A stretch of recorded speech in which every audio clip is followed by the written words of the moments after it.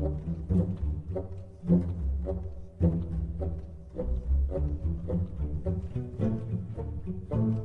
guys, Luke here. Today we have a special episode, and as I promised, I will bring a special guest. And today we have a special guest here, so let's welcome Kyle Julius. Thanks, Luca. Thank you for having me. Randall Walker is one of my favorite players too. Yeah. He's 6'5", shooting well, elite defender. His injury definitely hurt the team a lot. Yeah. If he come back now, healthy, can he help the Dreamers? Of course. But in which way? Well, if you think about Randy, first of all, when you say like it hurt that he got hurt, it hurt the Dreamers. He was arguably our best local. And we still went on to win a bunch of games, you know, after he got hurt. But think about if Fubon lost their best local, their whole team would change. What happens to Shinsu when they lose Oscar, right? What happens? Now. Yeah, right? Well, no, but it's true. We lost Randy when we were playing like some of our best basketball last year. It was so painful, but most importantly for him. The good thing about Randy is he has an incredible work ethic. He's got a super, super strong body. Like, he is strong as heck. So he'll come back and he'll be fine. And if he did come back to the Dreamers right now, it would change the Dreamers dramatically. Like, dramatically. We not only lost like one of the best perimeter shooters in the league when we lost Randy, but we lost a ton of rebounding. We lost the number one or arguably number two local rebounder in the whole league. If you take Quincy Davis away from the Kings, they're not in first place. They're in maybe last or second last if you take Quincy Davis away. Like, he is the biggest impact player. Well, Randy was our Quincy Davis, right? You know, especially in the fourth quarter and stuff like that, especially with the rules, you know. So, yeah, I mean, I think Randy's a game changer. I think he's a special player. He's a great kid. He's a great locker room guy. He's a fun kid to be around.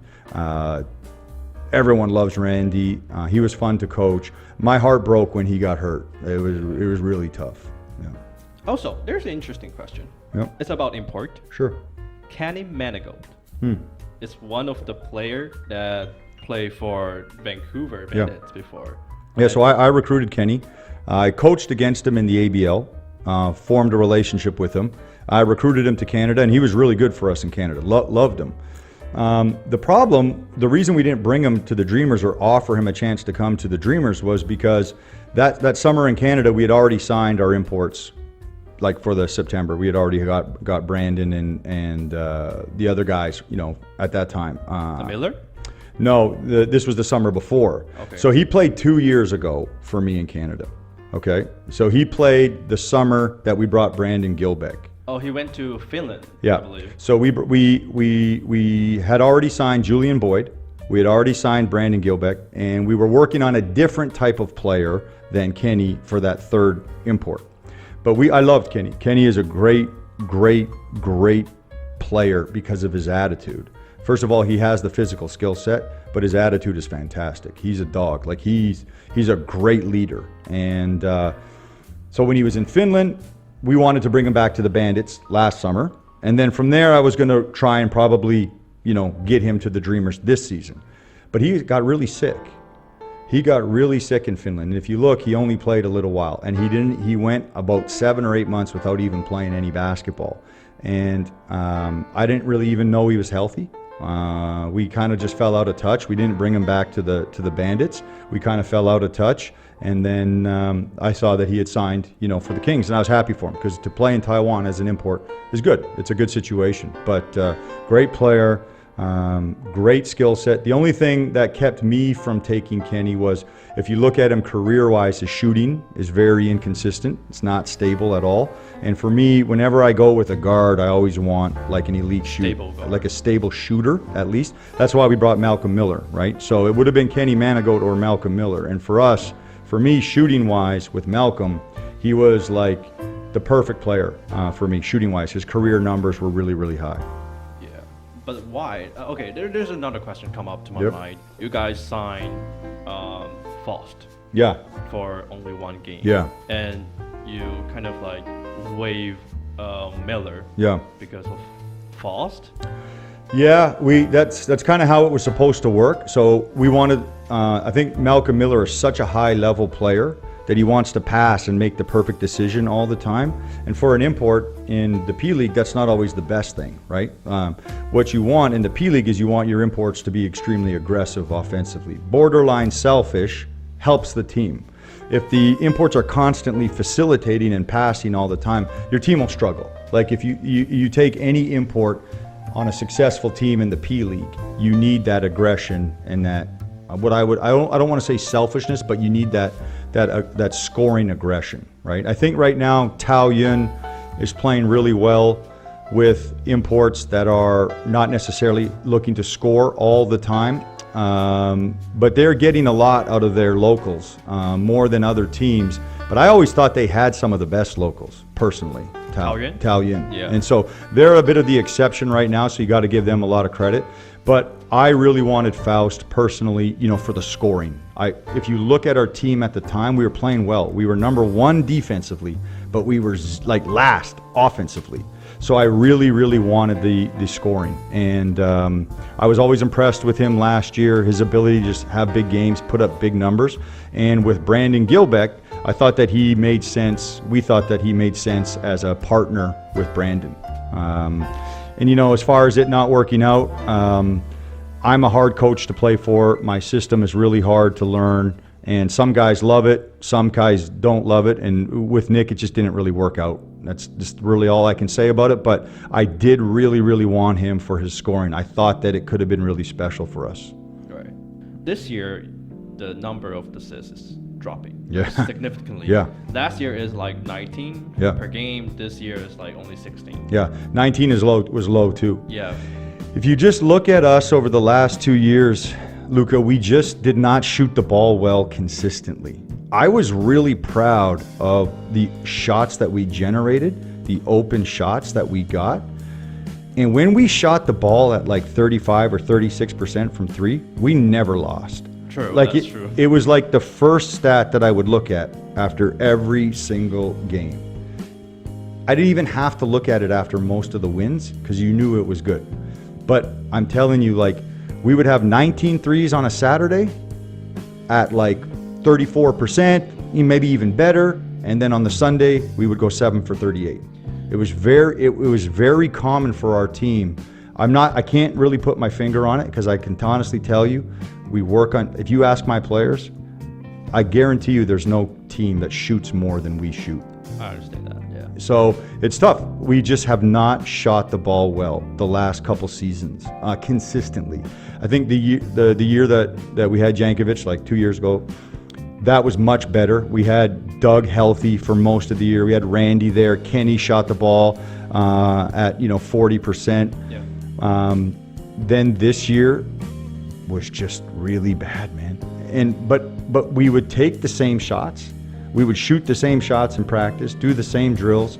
I'm not sure. I can't put my finger on it. And I haven't watched too many Dreamers games since I left, but I have looked at the stats, and I know that they're running a lot of the same, offenses and things that we did.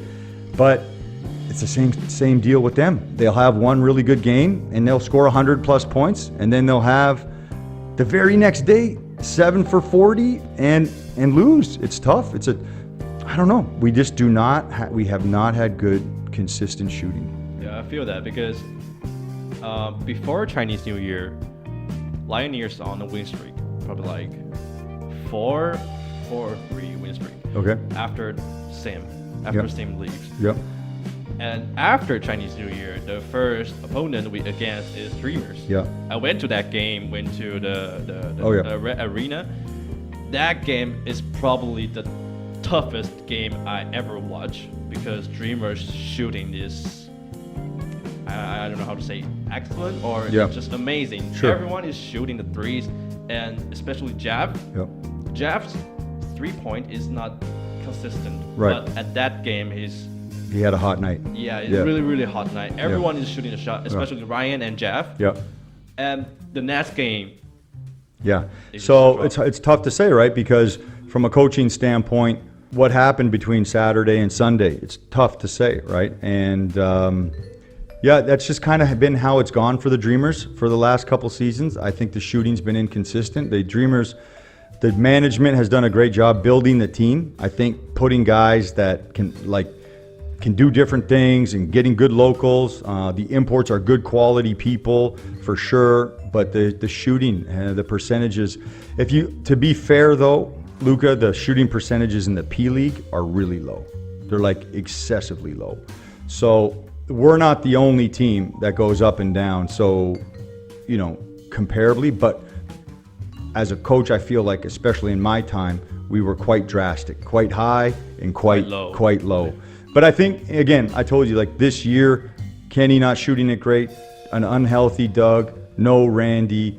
Those were our last season, literally, as far as locals are concerned, those were our 3 best shooters. So if you take the 3 best shooters away from Fubon, the 3 best shooters away, take number 69 away from Tao Yin, take your 3 best shooters from Shinsu, these teams are going to struggle too, right? So some bad luck for the Dreamers. There's no shooters in Shinju. Yeah, we know that. Everybody knows that. But to be honest, Shinsu plays hard. They run a good system. I think right now they're going to struggle without Oscar. I think he's their engine, in my opinion, coaching against them. Yeah. Good player, good, tough kid, good energy, gets them going. I think Shinsu has 2 different teams. They have a road team and then a home team. They're much different at home. They play well at home, I think. Yeah. Home team, at home, they are playing really, really well because the fans, the arena. Yeah, it's a great environment, no question. Yeah. Do you think that the arena is kind of dark? Yeah, I noticed that they made it much darker this year. You see that though, like in North America, you see that you go arena to arena, lights are brighter, lights are dark. It's different. I think the Shinsu does a great job of their in-game atmosphere, the connection between the players and the fans. I think they do a really good job. Right. You mentioned before, you think Luka with IG is a better player than Oscar. Yeah. Still now? No, I wouldn't say 100%. I think they're extremely different. So, for example, we're building our roster in Canada right now, right? And we have the choices. You're looking at point guards. Do you want a guy that creates and makes, the others better around him consistently? Do you want a guy that can get you into offense? Do you want a guy that can score? Can you find a guy that can do all 3? It's hard to say. I think Oscar for sure is a better defender. I think for sure. Like, he's tough, he's physical, he's not afraid to get nasty. I really think he's a great player, especially in the P League. I think he's going to be a great player for a long time, in Taiwan. Achi is much different getting to his spots to get a jump shot off. Much different in transition, playing with some tempo. I'd say Achi has the edge there. I think Achi's a better shooter for sure, no question. Yeah. Right? No question. So they're both kind of different, and they're both kind of really good at different things. I'm a big fan of Oscar's game. I'm a huge fan of Achi's game because I've seen when he's locked in what he can really do. And in my personal opinion, offensively speaking, when Achi is aggressive and locked in, I do think he's the best point guard. Yeah, especially at the 4th quarter. Yeah, right? I think he's the best. If Oscar continues to improve his shooting, which he has this year, which he has every year. So last year is like 36. Yeah, but not on a volume, right? Yeah, not as much. But that's because he's pretty good at getting to the rim. That's also because he's pretty good at getting to his runner and getting to different spots. The first year he couldn't go right. Like if you made him go right. Yeah, because he's a lefty. Yeah. Now he's going both ways a lot better. He's not afraid of taking a big shot, making a big play. He's tough, great defender. I think he has some things he can work on for sure. Pick and roll decision making, passing for sure. But it's hard to scout and judge a lot of the Shinsu guards who played, with Sim, right? Right. It's different. The game is so different the way they had to play. Like no pop out, only roll. Pick and roll is only roll. Slower game. But again, you can't. It worked, right? It worked for them. It's tough to fault them, right? So somehow. Yeah. So. But no, for me, I think Achi's special. I think if he continues, you got to use Achi with a tempo flow system. You got to get him running and pushing and playing with tempo and pace. He's special in pace and tempo situations. I think he's special. Oscar is probably a more slowed down point guard where he can kind of get to his spots and be physical and kind of create going north-south. Achi's pretty good east-west, like side to side, getting his shot off. Shiftiness, right? They're different, but they're both super high-quality point guards in this league for sure. You mentioned about working on shooting, right? And you also mentioned before on Links Affair, you said like Taiwanese players have lots of different shooting forms. It's crazy, man. It's crazy. Can you give me an example? Yeah, so you take the top 10 shooters in the P League, they all have different shots. Very few shoot the ball like the same form and technique. You go to the G League or you go to Europe, you take the top 10 shooters, they're almost all the same.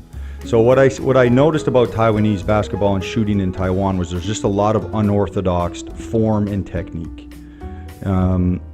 I did skill and development for a long time before I got into head coaching. I was a pretty good shooter when I was a player. I got paid to be a shooter when when I played professionally. I was brought in to shoot. So I know shooting. When I was a player, I would shoot 1,000 shots a day. I used to do these 200 make workouts where you only counted swishes. I worked for hours and hours and hours. My dad was a really good shooting coach. He was a basketball coach, but shooting was one of his expertise. And when I came to Taiwan, I just immediately noticed, like take Amigo, for example. That is one of the most unorthodox shots that I've ever seen in my life. But it worked. But it goes in, right? Okay, all right.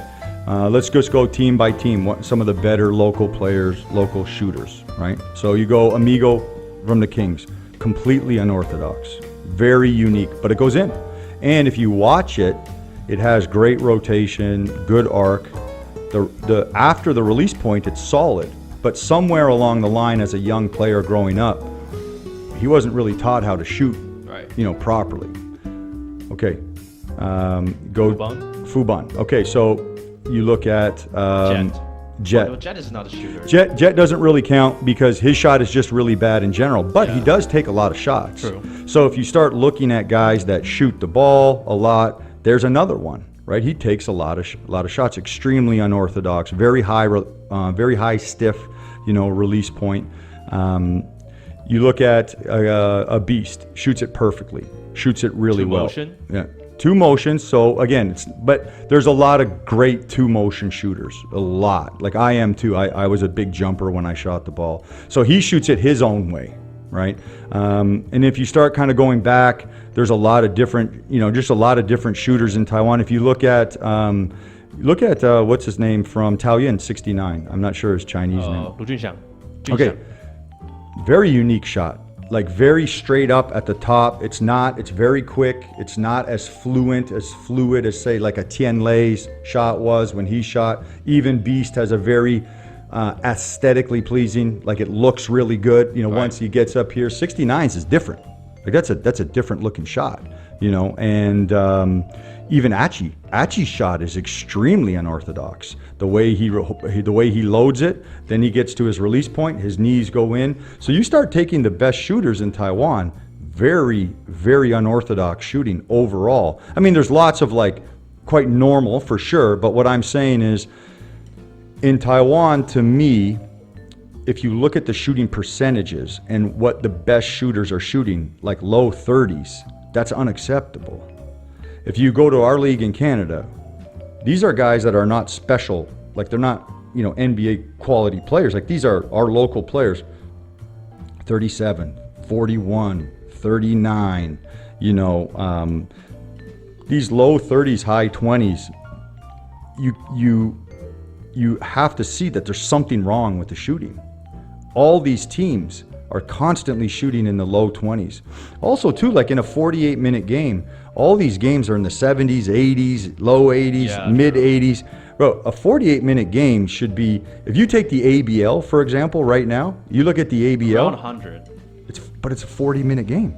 Yeah. ABL's playing 4 10s, P-League's 4 12s, and it's still in the 70s and 80s. It has a lot to do with this low shooting. And so I really tried to work hard on shooting the ball with our guys, getting them to shoot a lot, teaching them a routine, how to work on the form and technique. We did a lot of drills where you had to make 3 in a row to get to the next. We did a lot of that every single day, sometimes 2-a-days, a lot of 2-a-days, trying to help the shooting and stuff. I just think in Taiwan right now, it's one of the things that could be greatly improved. And I think if the shooting was greatly improved, then I think the Taiwanese national team would immediately get better, and you could open up the spacing. You want to know what my opinion is on why I think it's bad?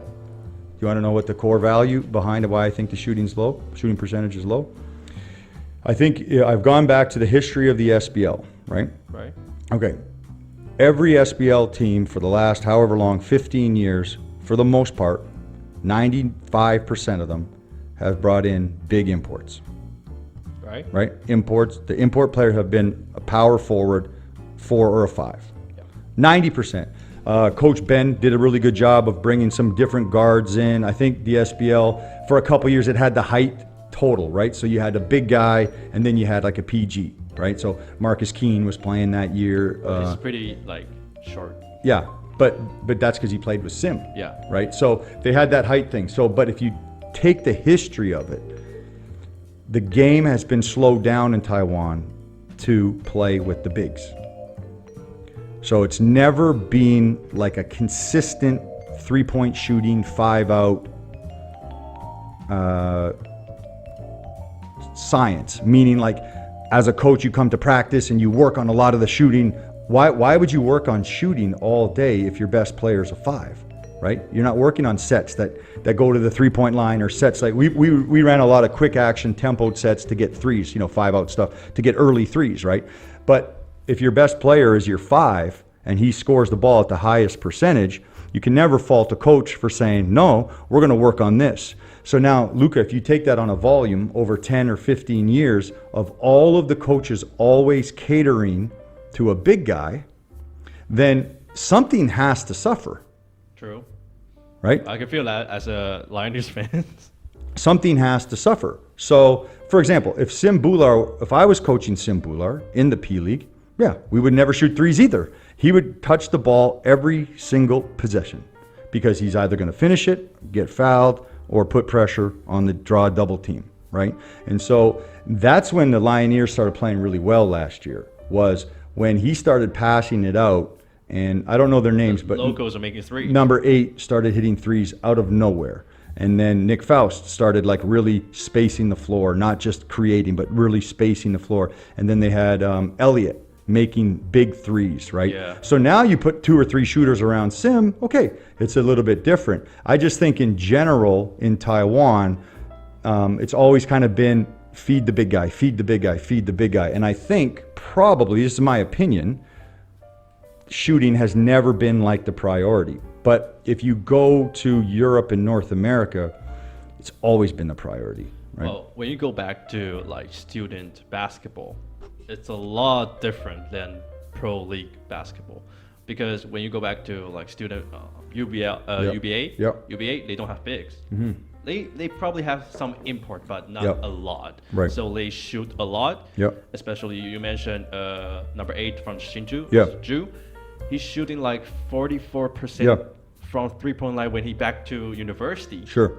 So I think it's not someone's fault, but it just I think the teams want their player know how to play with bigs. Yeah, that's what I mean. I don't mean it's anybody's fault. I mean, it's the nature of the rules, or the nature of the situation, right? It's called, it's the environment. It's the environmental circumstance creates, like in New York City, right? They have great point guards in New York City, great ball handlers. Why? Because they play on the playground in New York City all day, every day. And they're not shooting, they're attacking, they're playing off their dribble, they're attacking. So you have, in hockey, it's the same. Different parts of the world produce different styles, right? And I think in Taiwan, because the fan base and the basketball business is so fantastic in Taiwan, people are always watching, the pro league. It used to be the SBL, then the P League, and so on. And I think what's happened is those leagues have always had the big guy. So then a lot of the offense and a lot of the system is about feeding that big guy. And I just think if you look around the shooting,